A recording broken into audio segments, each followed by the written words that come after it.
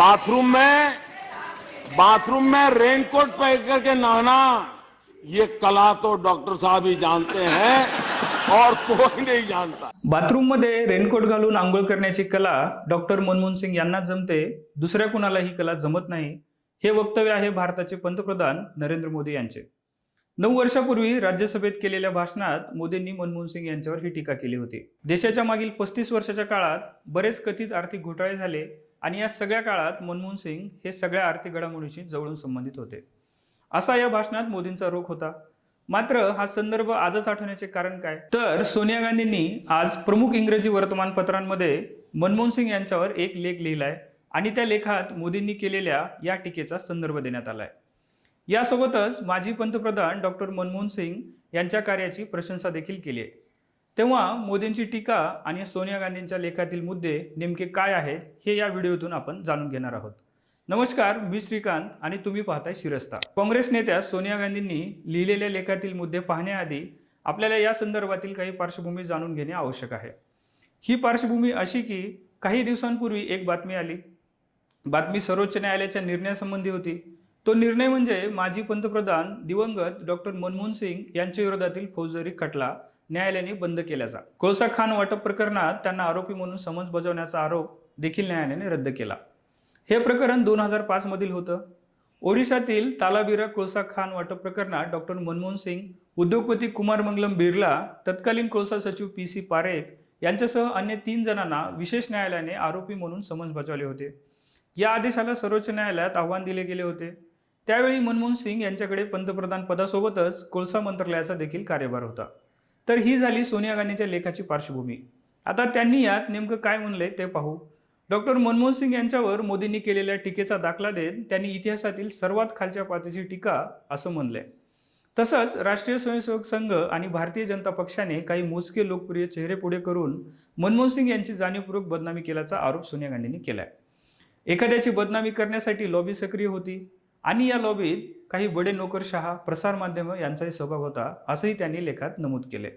त्यांनी सध्याच्या केंद्र सरकारवर केंद्रीय यंत्रणाचा गैरवापर केला जात असल्याची देखील टीका केली आहे। तसेच मनमोहन सिंग प्रधानमंत्री असताना कोणत्या कल्याणकारी योजना राबवल्या गेल्या याचा धांडोळा गांधींनी त्यांच्या लेखात घेतलाय। 2008 साली जागतिक अर्थव्यवस्थेला अस्थिरतेचा सामना करावा लागला। मात्र भारताने डॉक्टर मनमोहन सिंग यांच्या नेतृत्वात अशा आर्थिक अस्थिरतेत देखील विकास दरात तेजी ठेवली। खाजगी गुंतवणुकीतील तेजीमुळे आपण आर्थिक संकटातून बाहेर पडलो। यासोबतच मनमोहन सिंग यांच्या काळात राईट टू एज्युकेशन हा कायदा आणला गेला, ज्यामुळे शिक्षणापासून कोणीही वंचित राहिलं नाही। सिंग यांच्या नेतृत्वात भारताने मनरेगा सारखा कायदा आणला। सामाजिक सुरक्षा योजना म्हणून जागतिक पातळीवर कौतुक झाले। कोरोना काळात अधिकाधिक लोकांना या योजनेमुळे रोजगार उपलब्ध झाला। त्यासोबतच 2013 साली महत्त्वाचा असा अन्न सुरक्षा कायदा देखील आणला गेला।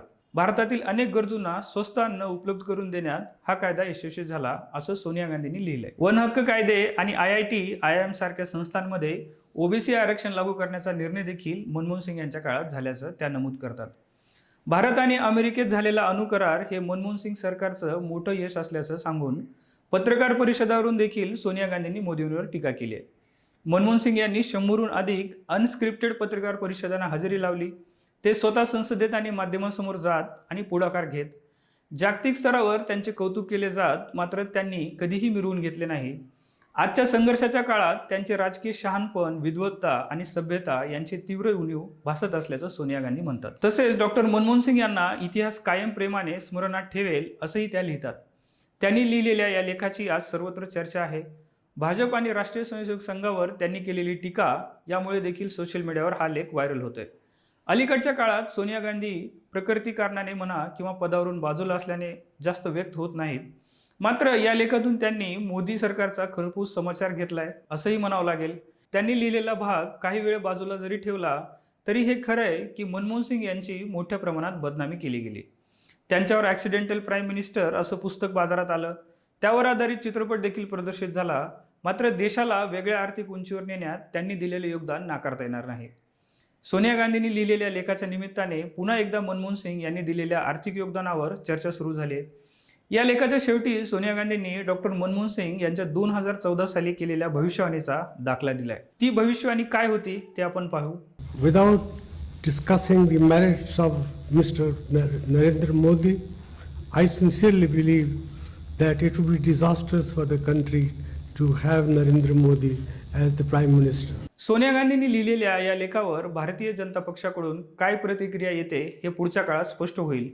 तुम्हाला याबाबत काय वाटतं ते कमेंट करून नक्की कळवा आणि अशाच राजकीय अपडेट्ससाठी शिरस्ताला सबस्क्राईब करा.